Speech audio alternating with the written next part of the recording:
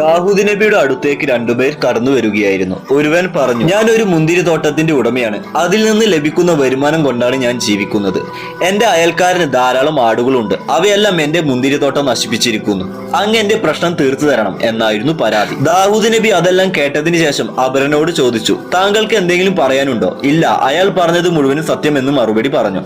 ദാവൂദ് നബി അതിനുള്ള പ്രതിവിധി കണ്ടെത്തി പറഞ്ഞു, തോട്ടക്കാരന് വലിയൊരു നഷ്ടം സംഭവിച്ചിരിക്കുന്നു. ആയതിനാൽ ആടിന്റെ ഉടമ ആടുകളെല്ലാം തോട്ടക്കാരൻ നൽകണമെന്നായിരുന്നു പറഞ്ഞത്. വിധി തന്നെയാണ്, അതിൽ മാറ്റമില്ല. ആടിന്റെ ഉടമയ്ക്ക് ഒരുപാട് സങ്കടവും എന്നാൽ തോട്ടക്കാരന് ഒരുപാട് സന്തോഷവും ആവുകയും ചെയ്തു.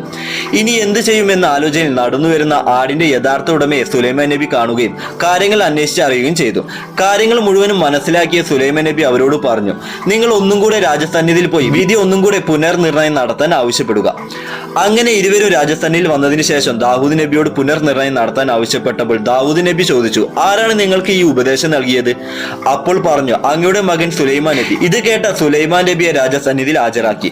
ദാവൂദ് നബി ചോദിച്ചു, ഈ വിധി പുനർനിർണയം നടത്താൻ കാരണമെന്ത്? അതിനേക്കാൾ നല്ല മറ്റൊരു വിധി ഉണ്ടായതുകൊണ്ട് എന്ന് സുലൈമാൻ നബി മറുപടി പറഞ്ഞു. ആടുകളെല്ലാം ഒരു വർഷത്തേക്ക് തോട്ടുടമക്ക് കൊടുക്കുക. അതിൽ നിന്ന് വരുന്ന ലാഭങ്ങൾ മുഴുവൻ തോട്ടുടമക്കുള്ളതാണ്.